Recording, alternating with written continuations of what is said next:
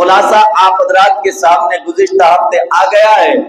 بات یہاں تک آ گئی، حضرت آدم علیہ السلام کے دنیا سے چلے جانے کے بعد 1000 برس تک دنیا کے اندر انسان حضرت آدم کی نسل جو 40,000 پر مشتمل ہے، وہ سارے کی ساری نسل توحید پر قائم ہے، اللہ کی اطاعت اور فرما برداری کرنے پر قائم ہے.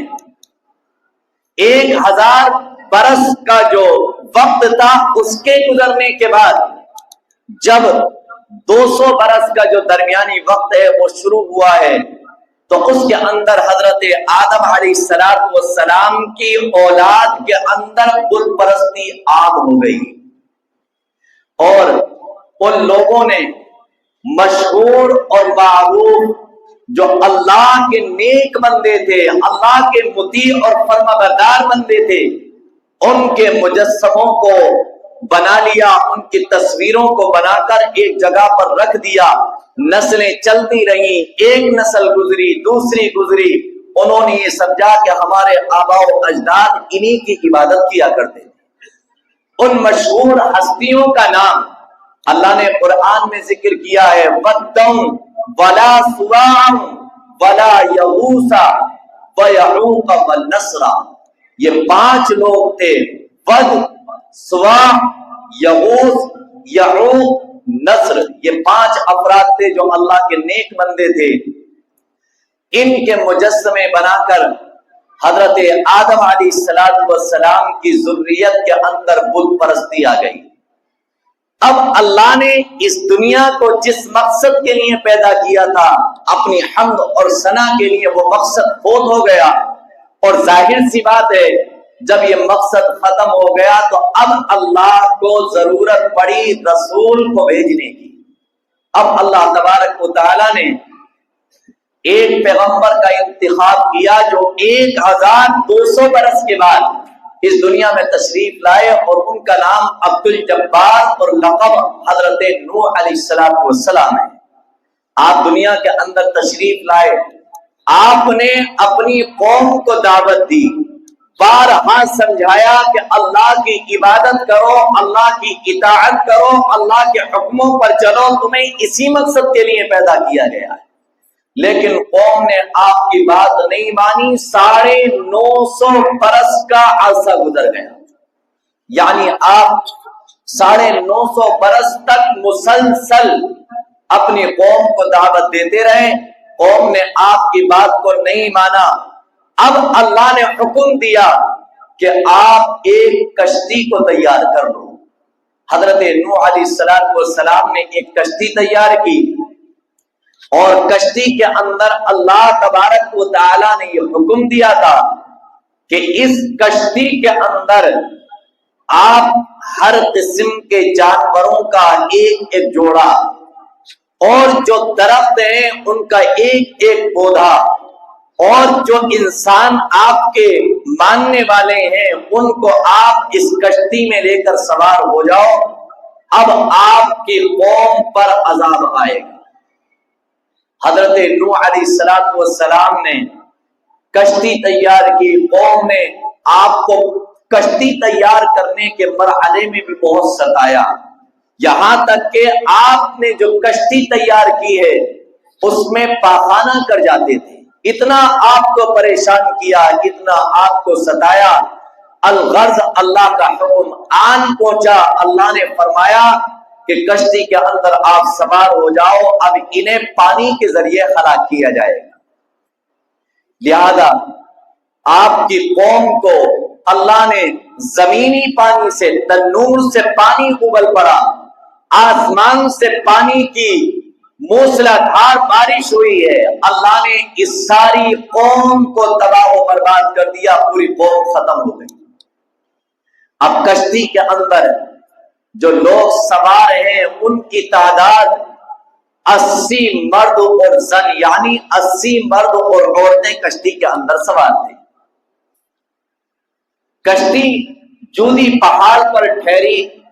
یہ لوگ کشتی سے اتر کر آئے.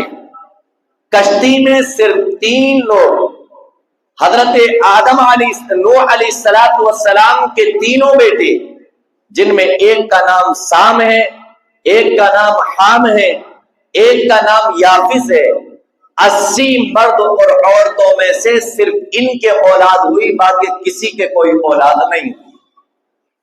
اسی وجہ سے حضرت نوح علیہ السلام کو آدمی ثانی بھی کہا جاتا ہے، کہ حضرت آدم علیہ السلام کے بعد حضرت نوح علیہ السلام سے اب دنیا کی شروعات ہوئی ہے، کیونکہ آپ کی نسل سے اب دنیا میں انسان دوبارہ آباد ہوئے ہیں۔ یہاں پر ایک چھوٹا سا واقعہ آپ حضرات کے سامنے عرض کر دوں۔ حضرت نوح علیہ السلام دنیا کے اندر زمین پر جب اترے، کشتی سے آپ جب اتر کر آئے تو آپ نے سارے پودوں کو لگا دیا، انسان اتر گئے، سارے پودے لگا دیے گئے۔ ایک بیل جسے ہم انگور کی بیل کہتے ہیں، اس کو شیطان نے چرا لیا، اور شیطان نے حضرت نوح علیہ السلام کو بیل دینے سے انکار کر دیا کہ میں انگور کی بیل نہیں دوں گا۔ حضرت نوح علیہ السلام نے اسے سمجھایا، سمجھانے کے بعد وہ اس بات پر راضی ہوا کہ زمین کے اندر انگور کی بیل لگانے کے بعد، آپ نے دیکھا ہوگا کہ جب پودوں کو زمین پر لگایا جاتا ہے تو اس کے اندر پانی ڈالا جاتا ہے۔ شیطان نے یہ کہا کہ بیل میں آپ کو اس شرط پہ دوں گا کہ آپ اس کو سیراب کرنے کی، اسے پانی دینے کی مجھے اجازت دیں گے، اس شرط پر میں آپ کو بیل دوں گا۔ حضرت نوح علیہ السلام نے اس کی بات کو منظور کر لیا، زمین پر انگور کی بیل لگائی گئی۔ اب پہلے دن جس دن انگور کی بیل کو زمین پر لگایا گیا، اس دن جب پانی دینے کی باری آئی تو شیطان نے انگور کے بیل کی جڑ کے اندر شیر کا خون ڈالا۔ اس کے بعد جب دوسرا دن آیا تو اس نے لومڑی کا خون ڈالا، اور جب تیسرا دن آیا تو پانی کی جگہ پر اس نے خنزیر کا خون ڈالا۔ لہذا بیل تیار ہو گئی۔ مؤرخین یہ بیان کرتے ہیں کہ جب یہ بیل تیار ہوئی تو آج جب انگور کی شراب بنائی جاتی ہے، ساری شرابوں کے اندر سب سے زیادہ خطرناک نشہ جس شراب کے اندر پایا جاتا ہے وہ انگور کی شراب ہے۔ اور انگور کی شراب پینے والے کے اندر 3 خصوصیات علماء بیان فرماتے ہیں کہ جب شراب کو شرابی پیتا ہے تو اس کے اندر ایک دم ایسی کیفیت پیدا ہو جاتی ہے جیسے کہ شیر کے اندر ہوتی ہے، وہ اپنے آپ کو بڑا بہادر سمجھتا ہے، اور جب نشہ کچھ اور چڑھتا ہے تو پھر وہ لومڑی کی طرح چلاک نظر آتا ہے، اور جب نشہ بالکل انتہا کو پہنچ جاتا ہے تو پھر یہ خنزیر کی طرح نالیوں میں لوٹ لگاتا ہوا نظر آتا ہے۔ یہ اس شراب کی وجہ ہے کہ جو انگور کے ذریعے سے شراب تیار کی گئی ہے۔ یہ بات مؤرخین نے کتابوں کے اندر اس کو لکھا ہے۔ الغرض بات یہ چل رہی ہے کہ نوح علیہ السلام کے بیٹوں سے دنیا کی اب دوبارہ شروعات ہوئی۔ سب سے پہلا بیٹا سام ہے۔ سام کی نسل سے عرب ہیں، فارس ہیں جنہیں ہم ایرانی کہتے ہیں، اور اسی طریقے سے رومی لوگ ہیں، اور یوروپین کے جتنے بھی ملک آتے ہیں وہ سب سام کی اولاد میں ہیں۔